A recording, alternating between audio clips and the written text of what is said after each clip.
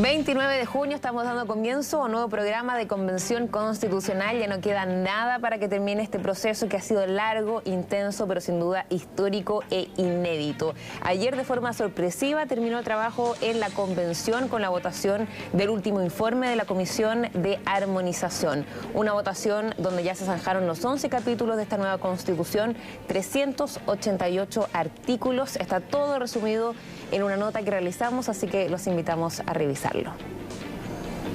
Muy buenas tardes. Ni los propios convencionales estaban preparados para vivir su último día de trabajo. Lo que iba a durar 3 días se zanjó en una mañana. Bueno, yo siento una emoción muy profunda, como lo sentí todo el proceso y lo hablamos contigo. Hay algo que me gusta mucho y que es los compromisos cumplidos.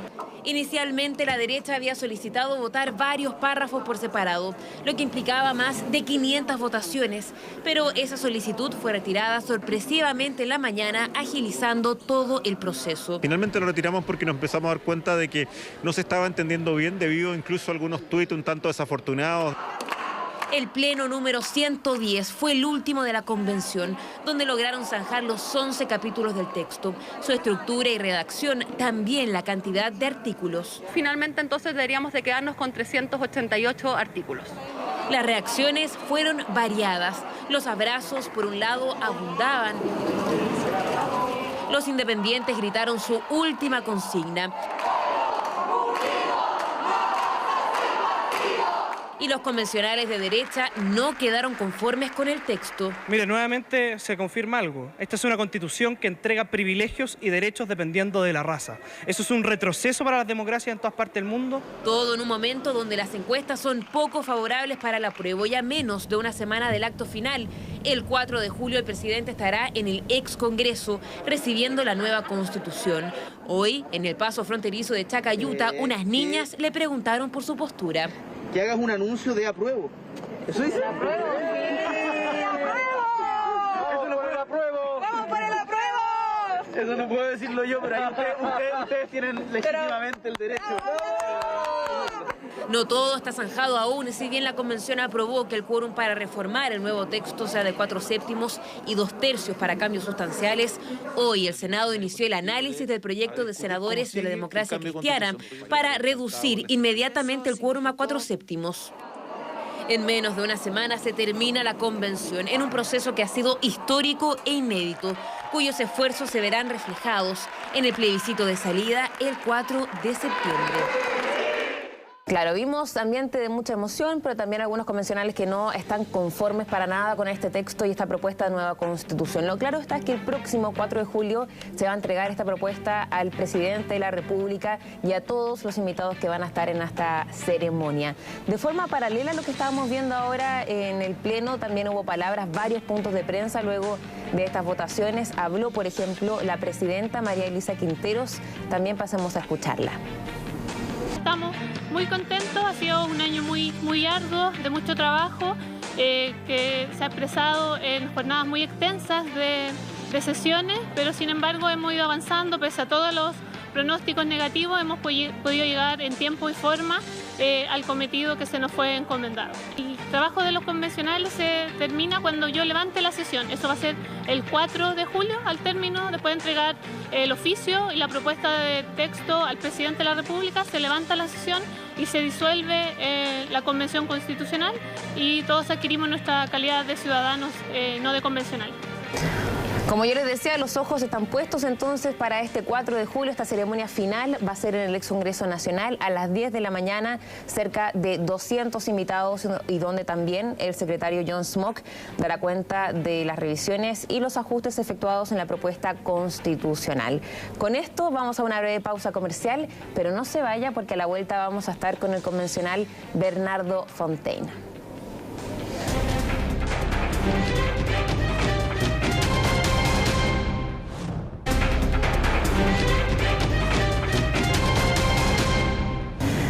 Ya estamos de vuelta de la pausa comercial y vamos a conversar con el constituyente Bernardo Fontaine desde nuestro canal Mega. ¿Cómo está? Muy buenas tardes. Hola, hola, muy buenas tardes. ¿Cómo estás? Muchas gracias por invitarme. Gracias por estar acá. Quedan poquitos días para que termine este proceso.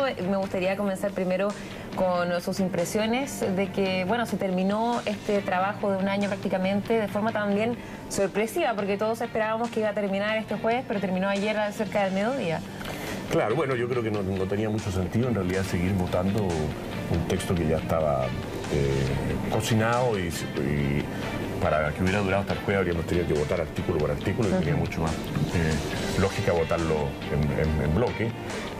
Al final nosotros en Chile rechazamos el texto porque consideramos que es una constitución que está mal hecha, ¿no?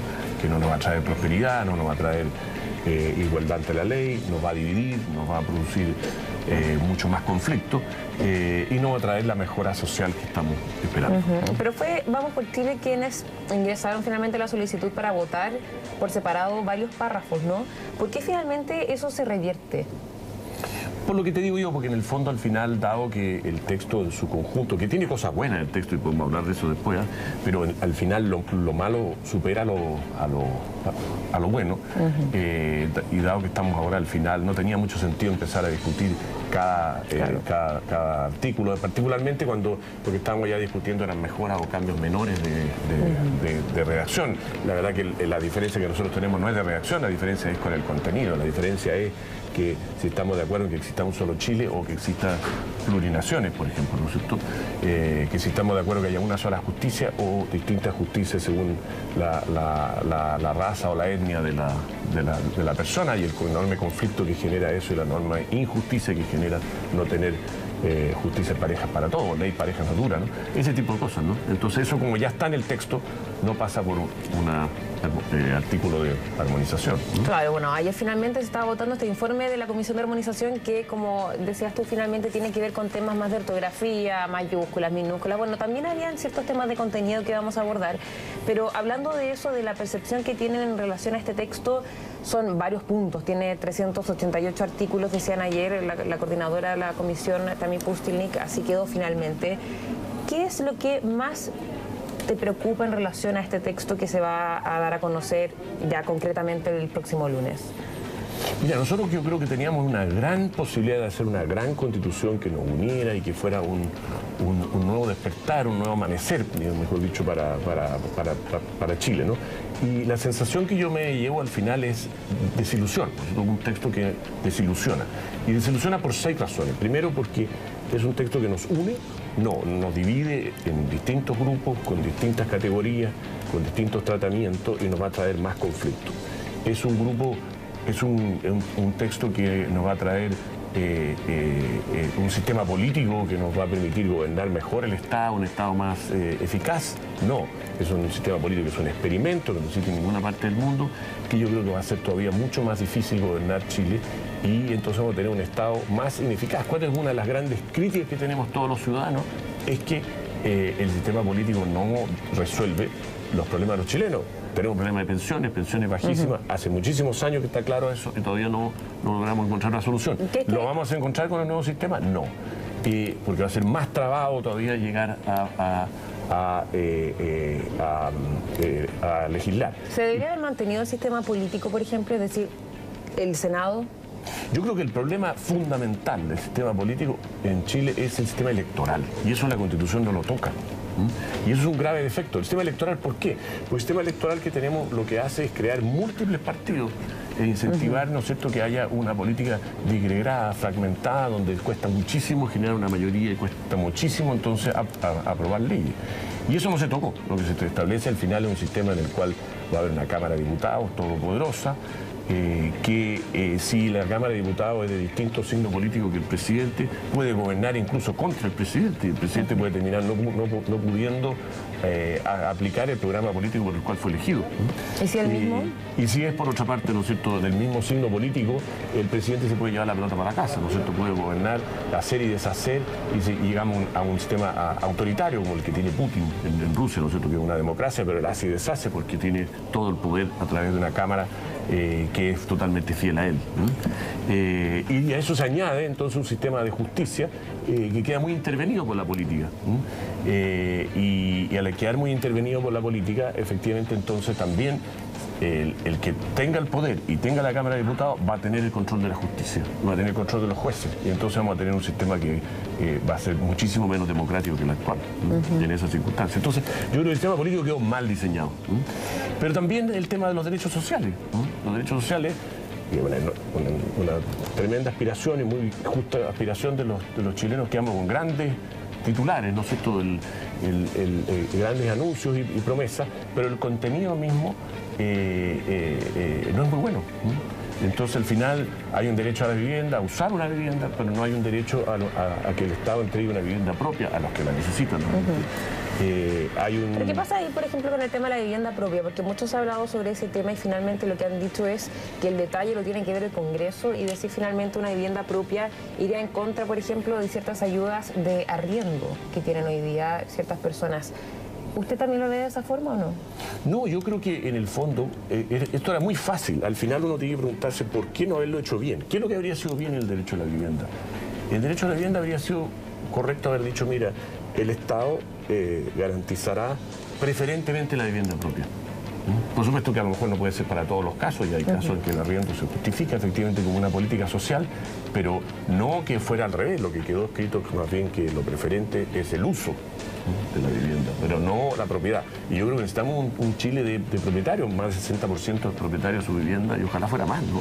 Es una tremenda diferencia que tiene Chile con respecto a otros países de Latinoamérica, para bien. Es bueno que las personas sean dueñas, es bueno que uno pague impuestos para que las familias chilenas sean dueñas de una vivienda. Yo lo siento mucho mejor a que sean dueños de un arriendo que no van a poder heredar. Bernardo, ¿eso tiene que ir en una constitución? Bueno, hay muchísimas cosas que yo creo que esta constitución tiene en exceso, y en cambio tiene muchas cosas que faltan. Yo, como te digo, yo me habría quedado tranquilo, y creo que todos los chilenos habrían quedado tranquilos si en el tema de la vivienda hubiera dicho los chilenos tendrán derecho preferentemente a una vivienda propia. Y el no decirlo, es más, el haber votado en contra de que la vivienda fuera propia, da la señal de que en realidad esta coalición de izquierda radical que hizo la Constitución para ellos y que está gobernando hoy día no quiere entregar viviendas propias. De hecho, el propio ministro de la Vivienda anunció un gran plan de arriendo y no un gran plan de construcción de viviendas propias, digamos. Y lo mismo pasa en salud. En salud también. ¿Qué es lo que hubiera sido un buen derecho a la salud? Que es muy necesario, evidentemente. Es que el Estado hubiera garantizado a todos el derecho a elegir la mejor salud que los cuida. Y los que tienen plata, obviamente, elegirán salud con su plata. Los que no tienen plata, que el Estado lo hubiera financiado. Que todo FONASA pudiera elegir salud, no solamente los FONASA que tienen derecho a libre elección, que es una parte. O sea, la idea de que las cotizaciones vayan a un fondo común no es algo que le acomode finalmente. No, porque al final resulta que eso significa que las cotizaciones pasan a ser un impuesto, ¿no es cierto? Mis cotizaciones, tus cotizaciones, que son fruto de tu trabajo, de tu sueldo, pasan a ser un impuesto y financian la salud del Estado, pero no financian tu salud. Pero, Bernardo, también hay un tema de las desigualdades, por ejemplo, en educación, salud, que vimos también, grandes demandas también en el estallido social, ¿no? Esta es una forma, decían algunos convencionales, de eliminar esa desigualdad en salud. Es decir, que las personas que tenían más plata finalmente accedían o acceden a las clínicas, y las personas con menos plata finalmente están sujetos a la salud pública, que sabemos no es muy buena en nuestro país. ¿No cree que con esta forma se elimina finalmente un poco esa brecha? Al revés, aumenta la desigualdad. Desigualdad que existe, y yo creo que hay que corregir. Pero hoy día, ¿qué es lo que ocurre? Hoy día hay 6 millones de pacientes de FONASA que, comprando un bono libre elección, se pueden atender, y se atienden, de hecho, en la medicina privada, en una clínica privada o en un centro de exámenes, ¿no es cierto? Un laboratorio, qué sé yo. Y por otra parte, hay 3,5 millones en las ISAPRE. O sea, hay, en números redondos, 9,5 millones de chilenos que se atienden en la medicina privada por elección, porque los atienden mejor que la medicina pública. Entonces, al privarles a ellos la posibilidad de ir a la medicina privada, porque las cotizaciones van a ir todas al Estado, esos 9,5 millones terminan peor, ¿verdad? Y por otra parte... ¿Se puede garantizar que van a terminar peor? Claro, porque resulta que van a estar obligados a ir a la medicina pública, de la cual hoy día sabemos que la medicina pública tiene muchas fallas. Por eso estas personas, los 6 millones que están en FONASA, por ejemplo, o los que están en la ISAPRE, los 3,5 millones, van a la medicina privada porque es mejor que la pública, si no irían a la pública. Entonces, incluso están dispuestos a pagar un copago que es mayor en la medicina privada que en la pública, porque los atienden mejor. Entonces, lo que yo desearía es que no solo los 9,5 millones que hoy día tienen esa posibilidad de elegir y lo hacen, sino que todos los chilenos, toda la población chilena el Estado le hubiera financiado la posibilidad de elegir atenderse en la medicina privada o en la pública. Eso habría sido un buen sistema, porque al final lo que importa es que la señora que se cae y se quiebra la cadera la atiendan rápido y bien, no importa si es privado o público. En cambio, que hay una obsesión para sacar al sector privado de la salud, de la educación, de las pensiones, etcétera, que es fatal, porque deja fuera recursos, creatividad, emprendimiento de esas áreas. Pero la idea no es dejar fuera a los prestadores privados tampoco. No, pero todo el artículo está encaminado a eso. Pero espérate, déjame, y te voy a explicar el tema de la desigualdad, que es clave. Entonces, con el sistema que va a haber un sistema de salud único, donde las personas no van a poder elegir la salud privada o la pública, sino que van a ser designados por la salud pública, por el sistema público, a un prestador que en principio va a ser prácticamente puramente público. Resulta que eso, el problema que tiene es que produce la desigualdad, que las personas que sí tienen altos recursos, ellos sí van a ir a la medicina privada, la mejor, de calidad, de país desarrollado. Pero las personas en los sectores medios, que hoy día pueden estar en una ISAPRE e ir a la medicina privada, no van a poder. O las personas que van con un bono FONASA y que se pueden atender en una medicina privada a nivel de país desarrollado, no van a poder. Eso es profundamente injusto. Entonces, en lugar de nivelar para arriba, lo que hace el artículo de la Constitución, y que viene de la mano de la reforma de salud que quiere presentar este gobierno, es nivelar para abajo. En lugar de que todos puedan elegir ir a la mejor clínica, los que tienen plata con su plata, los que no tienen plata con plata del Estado, Bernardo, pero eso también queda sujeto al Congreso. Eso me imagino también que queda sujeto al Congreso, porque todavía no se sabe cuántas cotizaciones o cuál es el porcentaje de la cotización que va a este fondo común y también todo. Pero no se sabe el porcentaje todavía. No, en el caso de la salud, el artículo es claro, ¿no? Dice que todas las cotizaciones van al Estado. Claro. Pero ese 7% no se sabe todavía. Es un 7%. O sea, bueno, puede ser más o menos. Por eso mismo. Pero en estricto rigor, pero si no es un 7%, el sistema no se financia para nada. No, pero puede ser más incluso. Y ahí lo que dicen algunos convencionales finalmente que apoyan esta idea es que puede ser quizás un porcentaje mayor, pero que incluya ahí también un mejor nivel o una mejor calidad de salud. Claro, pero es que ahí hay una cosa que es no mirar la realidad. Hoy día, el gasto por paciente en salud en FONASA y en la ISAPRE es el mismo. ¿Y el nivel de atención es el mismo? No es cierto. Entonces, esto no es un problema de recursos. Por supuesto que si hay más recursos, todo el sistema puede ser mejor, pero mucho más fuerte que eso es el tema de gestión. O sea, hay algo que hace, ¿no es cierto?, que la medicina pública, teniendo los mismos recursos por paciente, atiende peor. Y entonces no creo que la solución sea devolver a los chilenos a la salud pública, que sabemos que tiene fallas. Lo que tenemos que hacer es mejorar la salud pública y darle la posibilidad de elegir a todos a la salud privada. En pensiones pasa un poco lo mismo, ¿te fijas? En pensiones pasa que la Convención perdió la oportunidad de haber garantizado que nuestros ahorros previsionales sigan siendo propiedad de los trabajadores. Y dejó entonces a una ley, cualquier Congreso, con una simple ley, que por simple mayoría, o sea, por 50% de los votos más uno, va a poder traspasar al Estado los fondos. Bernardo, de todos estos temas que estamos hablando, usted al principio de esta entrevista decía, bueno, hay temas que sí me gustaron de esta Constitución. Sí. ¿Qué cosas? Mire, yo creo que la preocupación medioambiental es muy cierta. Creo que muchas de las normas específicas que están en la Constitución están mal concebidas y van a traer muchos problemas. Pero la preocupación medioambiental, la idea de que Chile sea un país ecológico, me parece sano y correcto. Me parece que el reconocimiento de los pueblos originarios, la descentralización, si bien hay ciertas normas de la descentralización que creo que quedaron mal, pero el concepto, ¿no es cierto?, de descentralización regional, municipal, de descentralizar el Estado, muy correcto.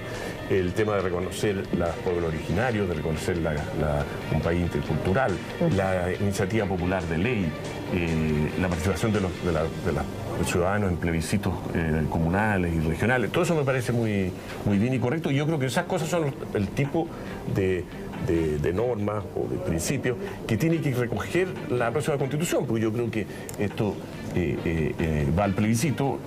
Yo creo que hay que rechazar, digamos, evidentemente estoy convencido de que hay que rechazar esta Constitución porque está mal hecha técnicamente además, pero creo que todos estos son insumos que van a ser muy válidos para la redacción de la próxima Constitución, la Constitución que verdaderamente merecemos, porque nosotros merecemos una buena Constitución, no se trata de aprobar por aprobar, se trata de aprobar una Constitución si es que es mejor que la actual. ¿Y qué proponen ustedes? Porque sabemos que Chile Vamos ya zanjó una postura clara por el rechazo, ¿no? Me imagino que los convencionales también están obviamente alineados con ese sentido y esa postura. Ahora, faltan algunos meses, faltan algunas semanas, un poco menos de 10 semanas para el plebiscito de salida.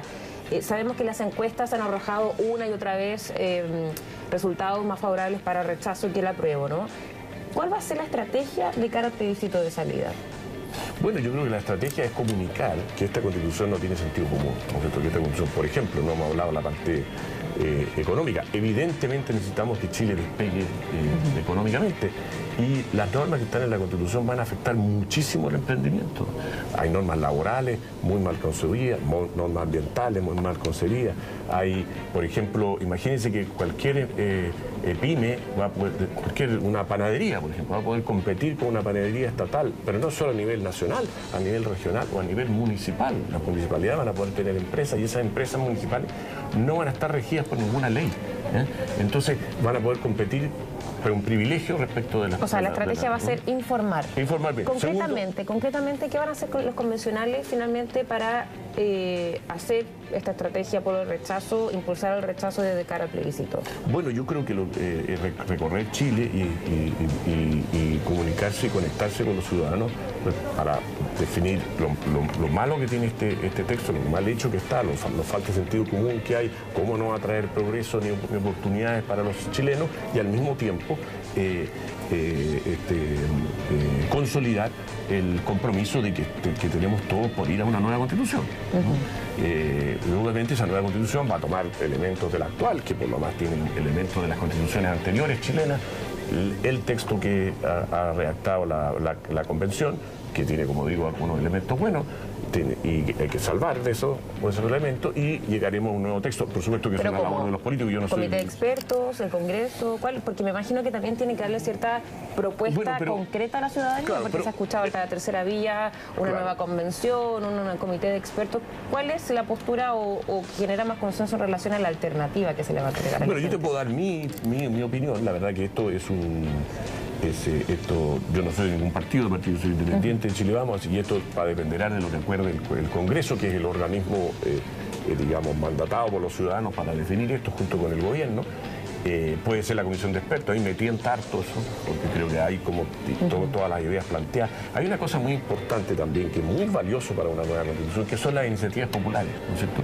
Aquí hubo ciudadanos que se movilizaron, por ejemplo, con Mi Plata No, que fue la más firmada, que llamaba a defender los ahorros previsionales de los trabajadores en la Constitución. Entonces, bueno, uno puede recoger además todas esas ideas que están ahí, todos esos planteamientos de la ciudadanía, y eso es un insumo muy importante también para una nueva Constitución, que fue totalmente despreciado por la Convención, que no incorporó esas iniciativas populares. La campaña de rechazo... Entonces, bueno, al final yo te digo, mira, el Congreso al final va a tener que definir exactamente el método. A mí me tienta un poco y por lo menos en las encuestas es la opción preferida, ¿no? Que hay una comisión de expertos que tome todos estos insumos, porque ya están, ¿no es cierto? Y cree un texto con esto, por texto que evidentemente tiene que pasar por el Congreso, y más importante, tiene que pasar por nosotros los ciudadanos, que tenemos que votarlo en un plebiscito de todas maneras. O sea, esto no es para que un comité de expertos, digamos, esconda la pelota y haga el texto que quiera. ¿La campaña de rechazo ya empezó? Yo entiendo que todavía no, digamos, creo que hay, he visto sí una campaña del apruebo muy importante, encabezada por el propio gobierno y la propia convención, pero yo creo que más que una campaña, lo que hay son muchas voces, ¿no es cierto? O sea, tenemos el sector de los amarillos, tenemos el sector Pero en la misma convención, porque usted dice que la convención ya empezó una campaña, ¿a qué se refiere concretamente? No, bueno, yo he visto videos, he visto programas, he visto publicidad de la convención, incluso con errores y mentiras directas, digamos, respecto a lo que está en el texto. he visto el esfuerzo del gobierno, he visto que, por ejemplo, el Ministerio de Educación mandó una carta a la presidenta de la Convención ofreciendo todos los establecimientos educacionales para hacer cursos sobre la nueva Constitución.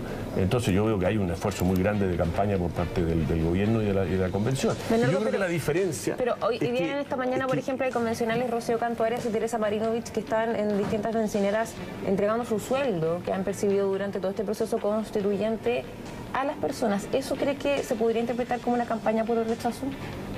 No, yo creo que ellas van por el rechazo, creo que es bastante claro, pero lo que ellos están haciendo es una acción individual. Eso es lo que yo veo que la gran diferencia es que mientras por el lado del apruebo tenemos un gobierno y un sector político de ultraizquierda muy definido, que fue el que construyó esta casa, que no es de todos, es de ellos al final, y por el lado del rechazo yo veo que lo que tenemos son muchos ciudadanos, ¿no es cierto? Es una cosa mucho más espontánea, donde hay sindicatos, hay asociaciones de padres, de colegios subvencionados que están preocupados, están los que quieren defender sus ahorros previsionales, como con Mi Plata No, están profesionales, están sectores políticos. Ya, pero lo que está haciendo estas convencionales, ¿no le parece que es una campaña por el rechazo durante esta mañana?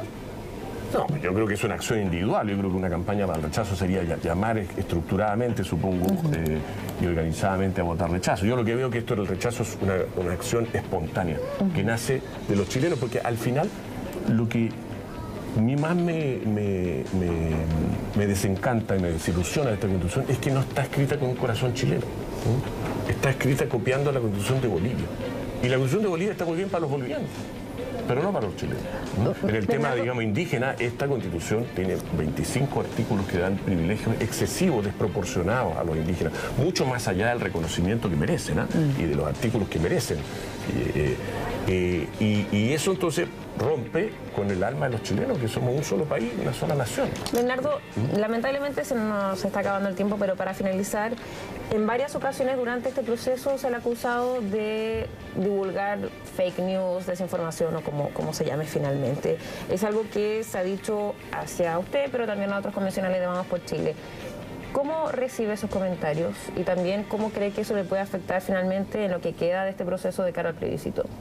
Bueno, en primer lugar, cada vez que en esta convención uno tiene una opinión crítica, es acusado de que está mintiendo, de que es falso. Y eso es porque no tiene, la verdad que el sector de la ultraizquierda no tiene los argumentos para rebatirlo. Entonces, en lugar de rebatir los argumentos, ataca a la persona falsamente, ¿no es cierto? De hecho, a mí me llevaron a la Comisión de Ética respecto de una entrevista que había dado yo en las últimas noticias hace tiempo. Por las pensiones. Entonces, claro, respecto de si los ahorros previsionales con los artículos que estaban discutiéndose en ese momento iban a seguir siendo propiedad de los trabajadores o no, que en mi opinión no iban a ser siguiendo, y era la realidad.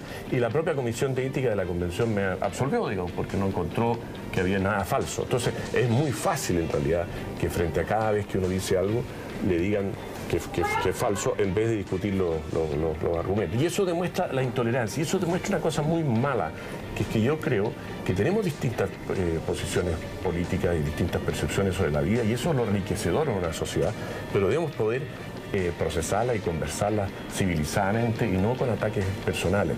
Y esta izquierda radical busca destruir al enemigo. Y en la política no tiene que haber enemigos, tiene que haber adversarios, ¿no? Entonces, yo creo que esa intolerancia, que es la que nosotros vivimos en la Convención, esa intolerancia que hubo permanentemente a no escucharnos, a no escuchar al centro izquierdo tampoco, ni a la centro derecha, a no incorporar nada que nosotros propusiéramos, a no incorporar tampoco la iniciativa ciudadana. Esa intolerancia es la que tiene como envenenada la política. Y yo espero que en este plebiscito terminemos con eso también y tengamos una Constitución que no está construida sobre la revancha como esta de la Convención, sino sobre la unión y con un corazón bien chileno.